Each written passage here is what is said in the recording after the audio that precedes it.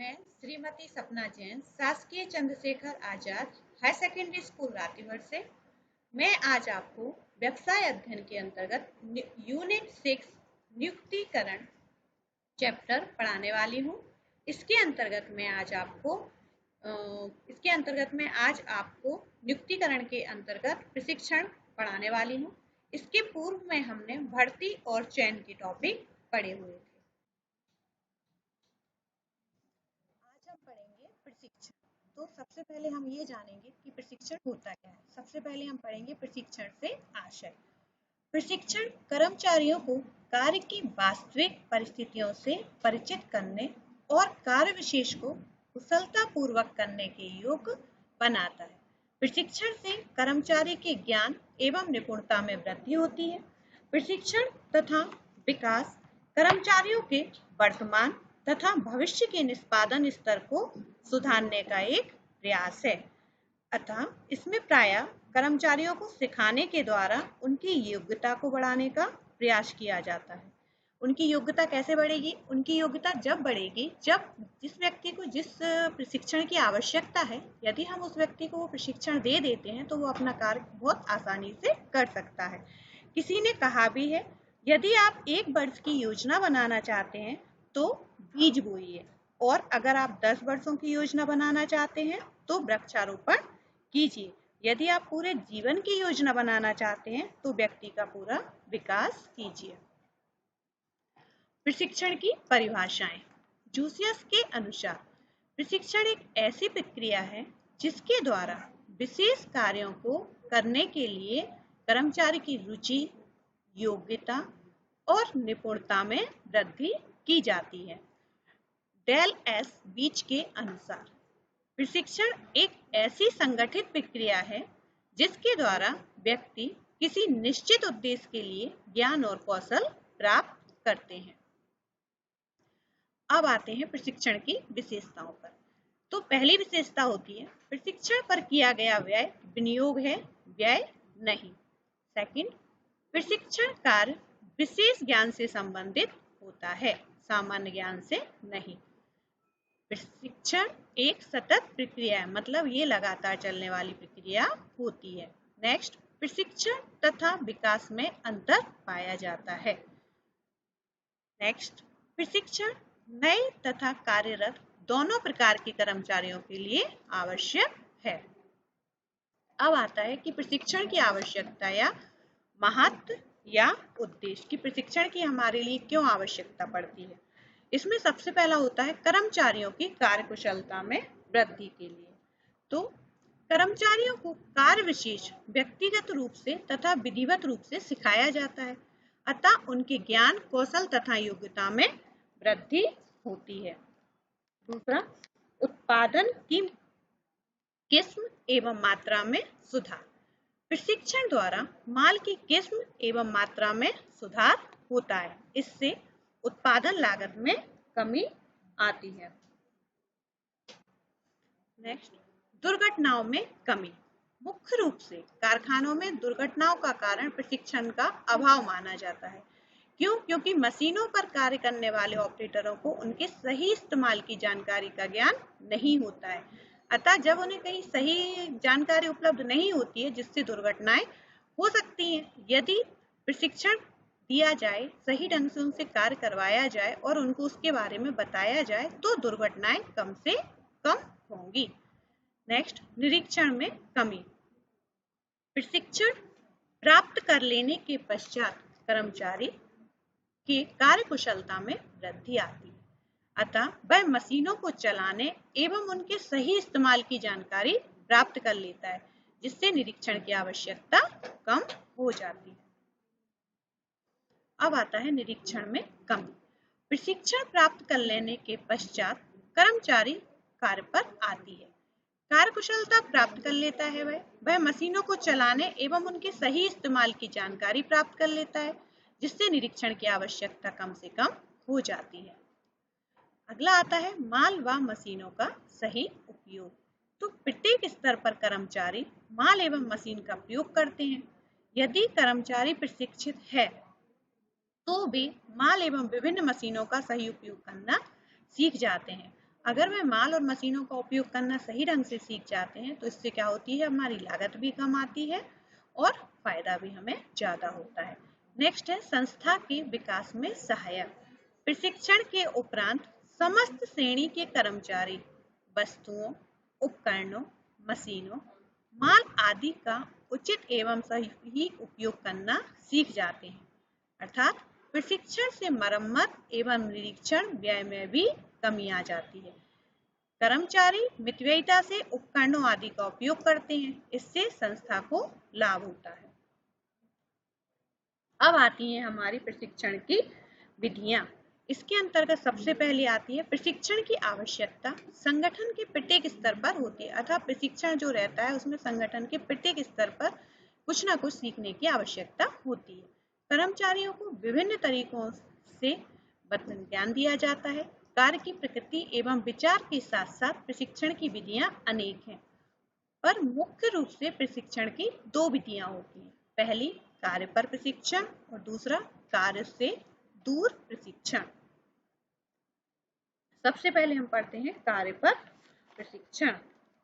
इसमें कार्य पर प्रशिक्षण से आशय जहां कर्मचारी कार्यरत होता है, मतलब कि जहां पर कर्मचारी काम कर रहा होता है, उसी स्थल पर प्रशिक्षण प्राप्त करने से, अर्थात कर्मचारी को वास्तविक कार्य परिस्थितियों में प्रशिक्षण प्रदान करना।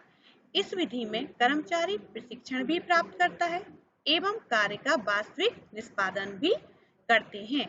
एक पर्यवेक्षक द्वारा प्रशिक्षण के कार्यों का निरीक्षण किया जाता है। जो पर्यवेक्षक होता है वह प्रशिक्षण का कार्य भी निरीक्षण भी करता है। नेक्स्ट है कार्य बदली प्रशिक्षण। इसके अंतर्गत कार्य बदली प्रशिक्षण से आशय विभिन्न वास्तविक कार्य स्थल पर प्रशिक्षण प्राप्त करना। इस विधि का प्रमुख उद्देश्य यह है कि एक प्रबंधक को उपक्रम के सभी विभागों की जानकारी प्रदान करना है। एक उत्पादन संस्था में विभिन्न विभाग होते हैं, जैसे क्रय विभाग, उत्पादन विभाग, विक्रय विभाग, लेखा विभाग आदि। प्रबंधक को बारी बारी से सभी विभागों में नियुक्त किया जाता है। अब आता है कार्य बदली प्रशिक्षण के लाभ। अगर तो इसके लाभ निम्नलिखित हैं। नंबर पहला, यह पद्धति कम खर्चीली है, अर्थात इसमें खर्चा बहुत कम आता है। दूसरा, कर्मचारी बहुमुखी प्रतिभा अर्जित कर लेते हैं। नंबर तीसरा, प्रशिक्षण प्राप्त कर्मचारी को आकस्मिकता आ जाने पर कहीं भी नियुक्त किया जा सकता है, मतलब अगर कभी कोई इमरजेंसी आ जाती है तो उसे एक स्थान से दूसरे स्थान पर भी नियुक्त कर दिया जाता है। चौथा, कर्मचारी रुचि के अनुसार कम समय में कार्य सीख जाता है। पांचवा, इस प्रकार से प्राप्त प्रशिक्षण से व्यवसाय के विस्तार में सहायता मिलती है। अब आता है कार्य बदली प्रशिक्षण की सीमाएं। जहां कहीं इसके कहीं लाभ है तो वहीं इसकी कुछ सीमाएं भी हैं। जो कार्य बदली प्रशिक्षण है उसकी सीमाएं निम्न है। नंबर पहला, बार बार कार्यस्थल में परिवर्तन से कार्यों में बाधा उपस्थित होती है। मतलब क्या होता है, जब एक कर्मचारी की बार बार स्थान परिवर्तन किया जाता है तो उसके कार्य में बाधा उत्पन्न हो जाती है। नेक्स्ट, इसमें कर्मचारी पूर्ण निपुणता प्राप्त नहीं कर पाता। क्यों नहीं कर पाता? क्योंकि कुछ समय वो इस एक क्षेत्र में काम कर रहा होता है, पता चला दूसरे समय में उसे कहीं दूसरी जगह भेज दिया जाता है। तीसरा, इस प्रकार के प्रशिक्षण से पर्यवेक्षण पर निर्भरता बढ़ जाती है। नंबर सेकंड, प्रशिक्षणार्थी कार्यक्रम। इसे शिक्षार्थी प्रशिक्षण अथवा नव सिखुआ प्रशिक्षण भी कहा जाता है। मतलब जो नए नए व्यक्ति जो कार्य सीखते हैं वह। यह प्रशिक्षण वहां दिया जाता है जहां कार्य में पूर्ण निपुणता आवश्यक हो। इसमें प्रशिक्षण लेने वाले कर्मचारी को एक लंबी अवधि तक किसी विशेषज्ञ के साथ कार्य करना पड़ता है। मतलब कि उसे किसी विशेषज्ञ के अंडर में काम करना पड़ता है जिससे उससे कोई भूल चूक ना हो। यह प्रशिक्षण परीक्षार्थी को कार्य की पूर्ण जानकारी प्रदान करता है तथा उसका गहराई से प्रशिक्षण प्राप्त करता है। नियोक्ता द्वारा प्रशिक्षण अवधि में निर्वाह भत्ता प्रदान किया जाता है। अब आते हैं प्रशिक्षणार्थी कार्यक्रम के लाभ। तो पहला आता है इसमें प्रशिक्षण के साथ साथ प्रशिक्षणार्थी को पारिश्रमिक भी प्राप्त होता है, मतलब वह काम तो सीखता ही है, साथ में उसे वेतन भी प्राप्त होता है। दूसरा, इसमें दीर्घकालीन प्रशिक्षण होता है, जिसमें प्रशिक्षणार्थी दीर्घकाल में पूर्ण निपुणता प्राप्त कर लेता है। क्या होता है, लंबे समय तक जब प्रशिक्षणार्थी एक ही कार्य सीखता है तो वह उसमें पूर्ण निपुण हो जाता है। तीसरा, इसमें प्रशिक्षणार्थी को विशिष्ट प्रकार का प्रशिक्षण दिया जाता है।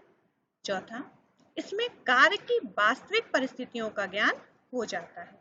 नंबर 5वां, प्रशिक्षणार्थी की संस्था के प्रति निष्ठा बढ़ती है। प्रशिक्षणार्थी जो होता है उसकी संस्था के प्रति इसमें निष्ठा बढ़ जाती है। अब आता है प्रशिक्षणार्थी कार्यक्रम की सीमाएं। जहां इसके कुछ लाभ हैं वहीं इसकी कुछ सीमाएं भी हैं। प्रशिक्षणार्थी कार्यक्रम की सीमाएं निम्नलिखित हैं। नंबर पहला, इसमें रोजगार की अनिश्चितता बनी रहती है। नंबर दूसरा, यह पद्धति अधिक खर्चीली है। अधिक खर्चीली इसलिए होती है क्योंकि इसमें दीर्घ काल तक एक ही कार्य के लिए व्यक्ति सीखता रहता है।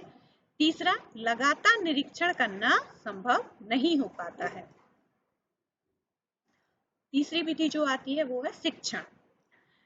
प्रशिक्षण की इस पद्धति के अंतर्गत प्रशिक्षणार्थी किसी उच्च अधिकारी एवं प्रशिक्षक से प्रशिक्षण पाता है। प्रशिक्षक आपसी सलाह से उद्देश्यों को निर्धारित करते हैं। निर्धारित उद्देश्यों की प्राप्ति के लिए वे सुझाव भी देते हैं। पूर्व निश्चित समय अवधि में प्रशिक्षणार्थी के ज्ञान अर्जन का आकलन किया जाता है। इस आकलन के परिणाम के आधार पर उचित निर्णय लिया जाता है कि प्रशिक्षणार्थी के व्यवहार तथा कार्य निष्पादन में किस प्रकार के बदलाव की आवश्यकता है तथा उसे और कितना सीखने की आवश्यकता है, कौन सी ऐसी चीज है जो उसे अभी नहीं आई है। नेक्स्ट, संयुक्त प्रशिक्षण परियोजना। संयुक्त प्रशिक्षण परियोजना संयुक्त प्रशिक्षण पद्धति द्वारा तकनीकी संस्थाएं तथा व्यावसायिक संस्थाएं मिलकर अपने सदस्यों को प्रशिक्षण की व्यवस्था कराती है। इस प्रशिक्षण का मुख्य उद्देश्य कर्मचारियों के सैद्धांतिक एवं व्यवहारिक ज्ञान में संतुलन स्थापित करना होता है, मतलब उन्हें सैद्धांतिक ज्ञान के साथ साथ व्यवहारिक ज्ञान का भी नॉलेज होना चाहिए। प्रशिक्षण लेने वाले को सैद्धांतिक ज्ञान स्वयं शैक्षिक संस्थाएं प्रदान कराती हैं, जबकि व्यवहारिक ज्ञान के लिए व्यावसायिक संस्थान में भेजा जाता है। अब आता है संयुक्त प्रशिक्षण परियोजना के लाभ। संयुक्त प्रशिक्षण परियोजना के लाभ निम्नलिखित हैं। नंबर पहला, सैद्धांतिक एवं व्यवहारिक ज्ञान में संतुलन। इसको ध्यान से देखिएगा, सैद्धांतिक एवं व्यवहारिक ज्ञान में संतुलन। जितना सैद्धांतिक ज्ञान आवश्यक है उतना ही व्यवहारिक ज्ञान भी हमें आवश्यक है। नंबर दूसरा, पूर्व से कार्यरत कर्मचारियों के लिए लाभदायक, मतलब जो पहले से कार्य कर रहे हैं उन कर्मचारियों के लिए भी यह लाभदायक होता है। तीसरा, शिक्षा के दौरान प्रशिक्षण। इसके बाद आता है हमारा कार्य से दूर प्रशिक्षण की पद्धतियां। इसमें सबसे पहले हम लेते हैं समामेलन या कक्षा कक्ष व्याख्यान। इसके अंतर्गत समामेलन के माध्यम से समूह को या कक्षा के कमरे में व्याख्यान के माध्यम से प्रशिक्षणार्थी को कार्य से परे प्रशिक्षण देने की पद्धति वर्तमान में बहुत लोकप्रिय है। मतलब एक कक्षा में बिठाल के जो ज्ञान प्रशिक्षण दिया जाता है, यह पद्धति काफी लोकप्रिय है। संचार के क्षेत्र में होने वाली क्रांति ने उपग्रहों के माध्यम से दृश्य श्रव्य समामेलन का आयोजन सरल एवं प्रभावी बना दिया है। इसके अंतर्गत हम इसको समझ सकते हैं, दृश्य श्रव्य सामग्री अथवा प्रदर्शन प्रायः एक औपचारिक कक्षा कक्ष प्रस्तुति को ज्यादा रुचिकर बनाते हैं, साथ ही साथ प्रतिधारणा को भी बढ़ाते हैं और यह कठिन बिंदुओं को काफी आसानी से स्पष्टीकरण के लिए एक अच्छा माध्यम भी है। इसके बाद आता है हमारा नेक्स्ट हेडिंग चलचित्र। तो कुछ विशेष परिस्थितियों में चर्चा और सम्मेलन के साथ साथ संबंधित क्रिया या विधा पर चलचित्रों के माध्यम से भी विस्तृत प्रशिक्षण दिया जा सकता है। मतलब कि अगर हम आपको किसी चीज का फोटो दिखा के उसके बारे में डिटेल में अगर बताते हैं तो चलचित्र कहलाता है वह, उसके माध्यम से भी प्रशिक्षण दिया जा सकता है। चिकित्सा विज्ञान के क्षेत्र में इसका प्रयोग बहुत अधिक किया जाता है। चलचित्र के द्वारा विभिन्न कौशलों का सूक्ष्म और अपेक्षित ज्ञान सहज रूप में दिया जा सकता है। ये सूचनाएं देने या सुस्पष्ट तरीके से कौशलों को प्रदर्शित करता है जो आसानी से किसी अन्य तकनीक द्वारा नहीं किया जा सकता है। नेक्स्ट हमारा आता है समस्या अध्ययन। इस पद्धति में प्रशिक्षणार्थी को कार्य से संबंधित कोई भी समस्या दी जाती है, वह समस्या का विश्लेषण करके उसके समाधान के उपाय सुझाता है। अब मतलब कि इसका जो समस्या है उसके समाधान किस तरीके से जुटाए जाए, एक सर्वसम्मत हल तक पहुंचने में अनुदेशक भी उसका सहयोग करता है। इस विधि से प्रशिक्षणार्थी वास्तविक समस्या का निदान पाने में दक्ष हो जाता है। नेक्स्ट हमारा आता है प्रकोष्ठ प्रशिक्षण। इस पद्धति के अनुसार प्रशिक्षण वास्तविक कार्यस्थल पर दिया जाकर इसकी व्यवस्था किसी विशेष प्रयोगशाला में की जाती है। एक अनुभवी एवं प्रशिक्षित प्रशिक्षक को प्रयोगशाला की जिम्मेदारी सौंपी जाती है। इस केंद्र में उपकरणों एवं मशीनों को इस कार्य में स्थापित किया जाता है कि वहां कारखाने जैसी स्थिति उत्पन्न हो जाए। कर्मचारियों के प्रशिक्षण प्राप्त कर लेने के पश्चात उसे वास्तविक कार्य पर लगा दिया जाता है। अर्थात इस प्रणाली में कर्मचारी अपने काम को उन्हीं उपकरणों से सीखते हैं जिस पर उन्हें काम करना है, लेकिन यह प्रशिक्षण वास्तविक कार्यस्थल से हटकर दिया जाता है। प्रशिक्षण कक्ष में वास्तविक कार्यस्थल के अनुसार वातावरण उत्पन्न किया जाता है। कर्मचारी वही उपकरण, फाइलें एवं वस्तुएं प्रयोग करते हैं जैसी कार्यालय में उन्हें प्रयोग में आनी है। नेक्स्ट आता है हमारा प्रकोष्ठ प्रशिक्षण के लाभ। प्रकोष्ठ प्रशिक्षण के लाभ निम्नलिखित हैं। नंबर पहला, प्रशिक्षण कार्य अनुभवी प्रशिक्षकों द्वारा दिया जाता है। इसके अंतर्गत जो आपको प्रशिक्षण दिया जाता है वो पहले से अनुभवी प्रशिक्षक रहते हैं। नंबर दूसरा, कार्य का संपूर्ण एवं विधिवत प्रशिक्षण दिया जाता है। नंबर तीसरा, उत्पादन कार्य में बाधा उत्पन्न नहीं होती है। नंबर चौथा, इसमें सैद्धांतिक एवं व्यवहारिक दोनों प्रकार का प्रशिक्षण दिया जाता है। नंबर पांचवा, इस विधि में अनेक प्रशिक्षणार्थियों को एक साथ प्रशिक्षण दिया जा सकता है। इसका मतलब इसमें केवल एक या दो प्रशिक्षणार्थी नहीं रहते हैं, एक साथ हम कई प्रशिक्षणार्थियों को प्रशिक्षण दे सकते हैं। नेक्स्ट हमारा आता है कंप्यूटर प्रतिमान। कंप्यूटर प्रतिमान, इसके अंतर्गत कंप्यूटर प्रतिमान पद्धति के द्वारा प्रशिक्षणार्थी कम लागत पर बिना किसी जोखिम के उन गलतियों के बारे में जान सकता है और स्वयं को बचा सकता है जो कार्य के दौरान वास्तविक स्थिति में हो सकती हैं। इसके अंतर्गत कंप्यूटर प्रोग्राम के द्वारा कार्य की वास्तविक स्थितियों की नकल कर वैसा ही वातावरण तैयार किया जाता है और उसके अंतर्गत उसे प्रशिक्षण पाया जाता है। अब आता है हमारा नियोजित अनुदेशन। नियोजित अनुदेशन या प्रशिक्षण वह प्रणाली है जिसमें पूर्व नियोजित कौशल विशेष को सीखने की व्यवस्था रहती है। इसमें सूचनाओं को अर्थपूर्ण इकाइयों में बांटकर उन्हें उचित क्रम में नियोजित किया जाता है। इसमें यह क्रम सरलता से जटिलता की ओर बढ़ता है, मतलब पहले सरल फिर उसके बाद धीरे धीरे ये कठिनता की ओर बढ़ता जाता है। प्रशिक्षु इनका अध्ययन कर पूछे गए प्रश्नों के उत्तर देता है। अब हमारा आता है कार्य पर प्रशिक्षण एवं कार्य से दूर प्रशिक्षण में अंतर। विद्यार्थियों, ये काफी इंपॉर्टेंट क्वेश्चन है, इसलिए इसको ध्यान से सुनिएगा। सबसे पहले कार्य पर प्रशिक्षण का आशय, तो यह कार्य स्थल पर कार्य के साथ दिया जाने वाला प्रशिक्षण है। मतलब हम जहां कार्य कर रहे हैं वहीं पर यह प्रशिक्षण दिया जाएगा। कार्य से दूर प्रशिक्षण, जैसा कि इसके नाम से ही स्पष्ट है, कार्य से दूर मतलब यह कार्यस्थल से हटकर अन्य स्थान पर दिया जाने वाला प्रशिक्षण है। नंबर दूसरा, ज्ञान। तो कार्य पर प्रशिक्षण के अंतर्गत व्यवहारिक ज्ञान अधिक प्राप्त होता है, लेकिन कार्य से दूर प्रशिक्षण में सैद्धांतिक ज्ञान अधिक प्राप्त होता है। नंबर तीसरा, उद्देश्य। तो इसमें प्रशिक्षण के साथ ही आय प्राप्ति भी एक उद्देश्य रहता है, मतलब प्रशिक्षण के साथ साथ आपको एक आय भी प्राप्त होती है। लेकिन कार्य से दूर प्रशिक्षण, इसमें पूरा ध्यान काम सीखने पर ही रहता है, मतलब आपका पूरा फोकस आपके काम को सीखने पर ही रहता है। नंबर चौथा, विशेषज्ञ। कार्य पर प्रशिक्षण में प्रायः एक विशेषज्ञ रहता है, लेकिन कार्य से परे प्रशिक्षण में 2 या 2 से अधिक भी विशेषज्ञ हो सकते हैं। नंबर पांचवा, अवरोध। कार्य स्थल पर प्रशिक्षण लेने से काम की गति में बाधा आती है।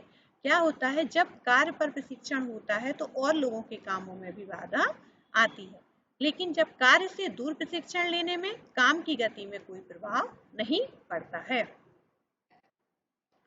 अब आते हैं कर्मचारियों के विकास की ओर। तो कर्मचारियों के विकास से आशय। कर्मचारियों के विकास से आशय वर्तमान कार्यरत कर्मचारियों का समग्र रूप से विकास करने से है। जो वर्तमान में कर्मचारी कार्य कर रहे हैं उनका संपूर्ण विकास करना। संगठन में प्रबंधक या कर्मचारी जो वर्तमान में अच्छा कार्य कर रहे हैं उन्हें उनके कार्यों में और अधिक सुधार तथा प्रभावपूर्ण कार्य के लिए तैयार करना कर्मचारी का विकास कहलाता है। अब आता है कर्मचारी विकास में निम्न को सम्मिलित किया जाता है। सबसे पहले तो आता है हमारा कर्मचारियों का प्रशिक्षण। नंबर दूसरा, कर्मचारी की योग्यता का मूल्यांकन। नंबर तीसरा, कर्मचारियों का हस्तांतरण। नंबर चौथा, कर्मचारियों की पदोन्नति। जैसा कि इसके नाम से स्पष्ट है, कर्मचारियों का प्रशिक्षण मतलब कि समय समय पर कर्मचारियों का प्रशिक्षण होना आवश्यक है। अब आता है कर्मचारी विकास की आवश्यकता या महत्व। तो इसके अंतर्गत प्रबंधकों या कर्मचारी को अधिक उत्तरदायित्व वहन करने योग्य बनाना। नंबर दूसरा, संगठन की कार्यकुशलता में वृद्धि करना।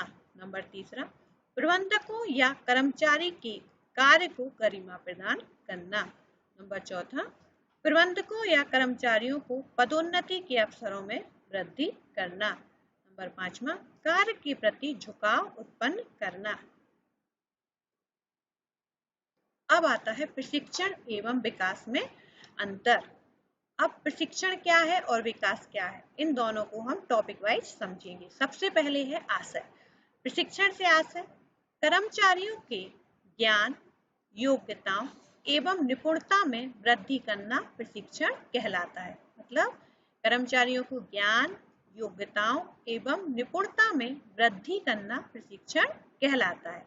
विकास नियोजित एवं संगठित रूप में संगठन के सभी स्तरों पर कर्मचारियों की उन्नति करने से है। विकास का आशय क्या है, नियोजित एवं संगठित रूप में संगठन के सभी स्तरों पर कर्मचारियों की उन्नति करने से है। दूसरा, उद्देश्य। प्रशिक्षण का उद्देश्य अपने कार्य से संबंधित कुशलता में वृद्धि करना है। मतलब जिस चीज का प्रशिक्षण दिया जा रहा है सिर्फ उसी की कुशलता में वृद्धि करना है। लेकिन विकास का अर्थ संपूर्ण व्यक्तित्व का विकास करना होता है। प्रकृति, इसका संबंध कार्य से है। विकास, इसका संबंध व्यक्ति से है। प्रशिक्षण के अंतर्गत क्या लिया जाता है, इसका संबंध जो रहता है वह कार्य से रहता है और विकास के अंतर्गत इसका संबंध व्यक्ति से होता है। अब आता है कार्यक्षेत्र। तो प्रशिक्षण कर्मचारी विकास का एक अंग है, अतः इसका कार्यक्षेत्र सीमित है। लेकिन प्रशिक्षण की तुलना में इसका कार्यक्षेत्र विस्तृत होता है। विकास जो होता है प्रशिक्षण की तुलना में इसका कार्यक्षेत्र जो रहता है वह काफी विस्तृत होता है। अब आता है हमारा समयावधि। प्रशिक्षण निश्चित समय अवधि के लिए दिया जाता है, मतलब इसका एक निश्चित टाइम होता है, उसी समय के अंतर्गत इसको ये पूरा करना होता है। विकास की प्रक्रिया जो है वह निरंतर चलती रहती है। अब आता है कर्मचारी स्तर। यह निचले स्तर के कर्मचारियों को प्रदान किया जाता है। प्रशिक्षण जो रहता है वह निचले स्तर के कर्मचारियों को प्रदान किया जाता है। विकास, यह उच्च स्तर के कर्मचारियों को प्रदान किया जाता है। अब विद्यार्थियों, अब आपका आज का गृह कार्य, इसके अंतर्गत आपके क्वेश्चन है, प्रशिक्षण की परिभाषा देते हुए प्रशिक्षण की विशेषताएं समझाइए। पहला क्वेश्चन, प्रशिक्षण की परिभाषा देते हुए प्रशिक्षण की विशेषताएं समझाइए। दूसरा क्वेश्चन, प्रशिक्षण की विधियों को समझाइए। दूसरा क्वेश्चन, प्रशिक्षण की विधियों को समझाइए। तीसरा, कार्य पर प्रशिक्षण एवं कार्य से दूर प्रशिक्षण में अंतर स्पष्ट कीजिए। एक बार फिर से सुनिए, कार्य पर प्रशिक्षण एवं कार्य से दूर प्रशिक्षण में अंतर स्पष्ट कीजिए। धन्यवाद।